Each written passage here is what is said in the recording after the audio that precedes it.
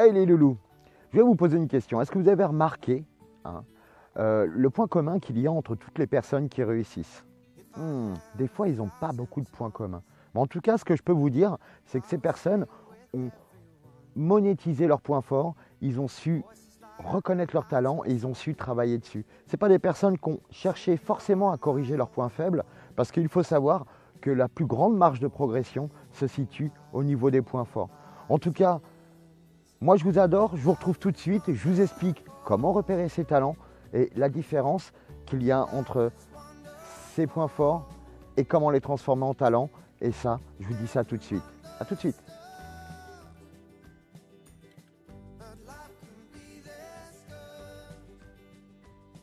Alors je viens de vous dire que votre plus grande marge de progression se situe dans les points forts. Mais quelle est la stratégie à adopter pour faire ce genre de petites choses en vrai? Déjà, pour commencer, il faut prendre conscience de ses points forts. Ça, c'est extrêmement important de trouver ces 5 points forts principaux que l'on a. Ces 5 talents. On a une liste de 35 et à travers ces 35 talents, les plus courants, on va dire, ça regroupe tous les talents qu'on peut retrouver à 99%. Voilà, repérer ces 5 talents principaux. Ensuite, il faut s'éduquer et les mettre en pratique. Parce qu'un talent, c'est bien beau, mais si on laisse n'être qu'un talent, il ne restera qu'un talent inexploité. Donc c'est dommage. Et ensuite, trouver un domaine dans lequel les exploiter au mieux. C'est super important parce que si vous avez un boulot qui est carrément à l'opposé de vos talents, ça ne va pas le faire et vous allez vraiment avoir un mal-être permanent et perpétuel, ce qu'on retrouve d'ailleurs dans 80% des cas, puisque 80% des personnes sont mal dans leur boulot. Donc voilà. Maintenant, on va parler de quelque chose de super important. C'est qu'est-ce qu'on en fait en vrai de tout ça? À quoi ça sert un talent? Eh bien, on va en parler tout de suite parce que vous savez, on peut exceller dans un domaine, mais pas tant dans tous les aspects de ce domaine. Et c'est vraiment là qui va faire la différence entre un talent, un point fort et l'excellence. Je reviens tout de suite.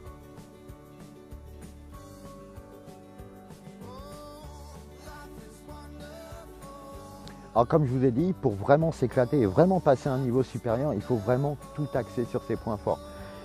C'est pas la peine de travailler sur vos points faibles. C'est sûr que si je suis hyper radin, hyper jaloux, je vais faire en sorte d'être beaucoup moins radin et beaucoup moins jaloux. Et dans ces cas-là, qu'est-ce qu'on fait? On travaille les opposés. Si je suis radin, je vais travailler sur la générosité. Si je suis jaloux, je vais travailler sur la confiance, sur l'estime de moi, etc. Donc ça, c'est encore un autre module. On en reparlera plus tard parce que je ne veux pas travailler sur les points faibles aujourd'hui parce que, waouh, il y en aurait aussi beaucoup à dire. Mais on va rester vraiment focalisé sur les points forts. Les points forts, ils ont 3 éléments constitutifs. On a déjà le savoir-faire. Qu'est-ce que c'est que le savoir-faire? Le savoir-faire, c'est quelque chose que l'on fait de manière répétitive. Par exemple, nous les fleuristes, au début, quand on faisait des bouquets ronds, on galérait vraiment. Et moi, je ne sais pas pour vous, mais au bout de 20 ans, je regardais même plus, je faisais des trucs de ouf sans m'en rendre compte. J'étais inconsciemment compétent. Ça, c'est encore une autre stratégie que je vous apprendrai, mais en fait, je ne me rendais pas compte à quel point j'étais compétent. Et ça s'appelle du savoir-faire. Donc au début, on galère, mais après, on le transforme en savoir-faire.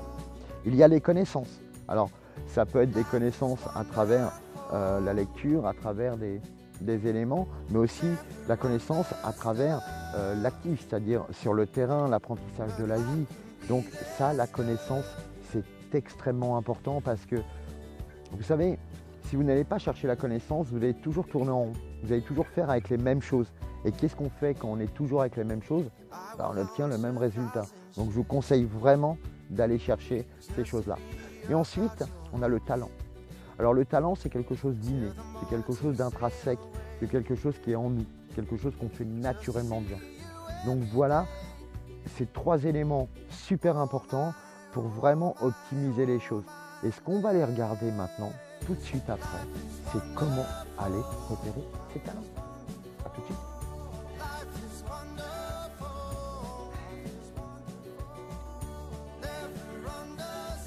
Alors comment on fait pour repérer ses talents? C'est très simple, c'est comme tout dans la vie. Déjà, il faut être dans un super état d'esprit. Il faut se regarder de manière bienveillante en disant « Ok, moi là, je veux changer les choses, je veux m'éclater. Donc, dans quoi je peux vraiment m'éclater? Qu'est-ce qui me porte? Et qu'est-ce qui va vraiment faire que je sois au topissime de ma vie? Déjà, réfléchissez, qu'est-ce que vous faites naturellement bien? Qu'est-ce que vous kiffez? Quelle est la chose que vous faites et vous ne voyez pas le temps passer? Quand vous étiez jeune, en quoi vous étiez reconnu? Qu'est-ce que vous adoriez faire? Je ne sais pas, peut-être que vous adoriez faire des gâteaux. Et quel est le talent qui se cachait derrière? C'est ça qu'il faut aller chercher.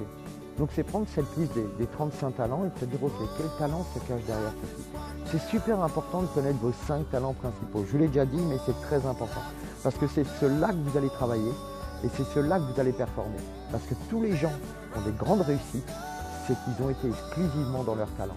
Bien sûr qu'ils ont travaillé un petit peu sur leurs points faibles, c'est normal, mais ils ont surtout accentué sur leur talent. On va prendre l'exemple d'un sportif. Quand on accompagne les sportifs, je n'accompagne pas que les entrepreneurs. Pour les sportifs, c'est tout exactement le même principe. D'ailleurs, le coaching vient de l'univers sportif à l'origine. Quand vous coachez un sportif, vous n'allez pas le coacher sur ses points faibles. Vous n'allez pas dire non, tu vas travailler tes points faibles. Non, on va travailler sur ses points forts, on va accentuer ses points forts. Exactement pareil, si c'est un sport d'équipe ou un sport avec un adversaire, on va travailler sur les points forts de l'adversaire. On ne va pas travailler sur ses points faibles.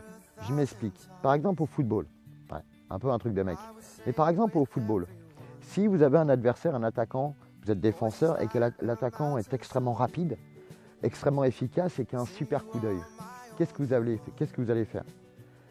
Vous allez rester à côté de lui, attendre qu'il aille la balle, et puis une fois qu'il est parti, si vous ne courez pas aussi vite que lui, c'est mort. Non, vous allez mettre en place des actions qui font qu'il ne va pas pouvoir s'éclater dans ce qu'il est de mieux, dans ses talents. Donc qu'est-ce qu'on va faire? On va se mettre d'une manière à ce qu'il ne puisse pas développer sa puissance, sa rapidité, et qu'il n'ait pas d'ouverture. Donc c'est ça qu'on va travailler. On va travailler l'excellence et les talents de son adversaire pour pouvoir le contrer. Et bien là, nous, on va servir de nos talents, de notre excellence pour pouvoir passer à un niveau supérieur et vraiment s'exploser. Parce que vous savez, si on va dans nos talents, en vrai, c'est source de plaisir. Parce que la motivation, elle se prolonge par le plaisir. Donc si vous voulez rester motivé dans un domaine, allez dans vos talents. Parce que ces talents, ils sont naturellement porteurs et c'est ce qui va vous faire gonfler votre motivation et ce qui va vous faire atteindre vos objectifs et dépasser vos objectifs. Donc déjà, soyez au clair avec vos talents, allez les repérer. Parce qu'en vrai, si vous ne voulez pas les repérer, c'est simple. Soit vous ne connaissez pas vos talents. Ça arrive, il suffit d'aller voir, il suffit de se poser et de réfléchir et on va chercher ses talents. Soit il y a un problème et vous ne voulez pas en entendre parler. Ou alors il y a un problème de croyance. Je m'explique. Je suis blanc, j'adore danser, je m'éclate. Par contre, il paraît que les blancs, ils ne savent pas bouger, ils ne savent pas danser. Donc quand je vais aller en soirée, il va y avoir plein de personnes, des blagues, ce que vous voulez. Mais je vais avoir ce complexe avec ma croyance de me dire, bah non, nous les blancs, on ne sait pas bouger, donc c'est même pas la peine, je vais passer pour un con. Alors qu'en vrai, je m'éclate et je danse super bien, mais cette croyance, elle m'empêche de m'éclater et d'aller dans mon talent. Et vous savez ce que c'est qu'une croyance? Une croyance, c'est simplement une chose dans laquelle on croit que c'est la vérité. Et ouais, que c'est notre vérité. Donc une croyance, c'est une croyance et ça appartient à chacun. Donc voilà les loulous, si vous voulez vous éclater, ça passe par les talents. Allez chercher vos talents, allez chercher vos points forts et bossez là-dessus, éclatez-vous parce que non seulement ça sera du plaisir, mais en plus vous allez apprendre 10 fois plus vite que n'importe quelle autre chose qui ne soit pas dans vos talents. En tout cas voilà, c'est une petite capsule rapide, c'est ce qu'on fait nous, en tout cas dans l'accompagnement, on va chercher nos points forts. On ne va pas bosser sur nos faiblesses, on s'en fout. Vous savez, on peut les déléguer les faiblesses. Si on n'aime pas la comptabilité, maintenant c'est très facile de déléguer sa comptabilité et tout un tas de choses comme ça. En tout cas les loulous, c'était une petite capsule en direct de ma Normandie, génial, dans l'Orne. Ouais, je prends souvent un chemin. Alors c'est un chemin forestier, c'est génial, tu es au milieu de la route et il n'y a personne. Ce qui est étonnant, c'est qu'il n'y a pas beaucoup de bruit aussi. Peut-être qu'un orage va me tomber sur la gueule. En tout cas, moi je vous aime fort les loups. Et on se retrouve tout bientôt, n'oubliez pas, likez, partagez. Et on se retrouve très vite. Bisous.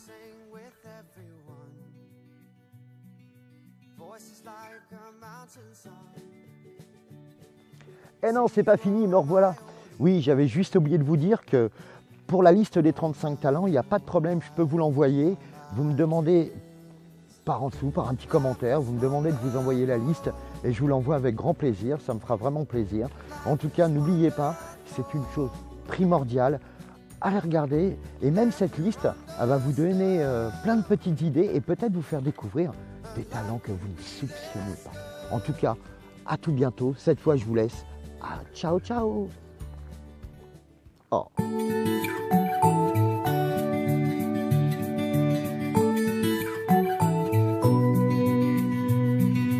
If I had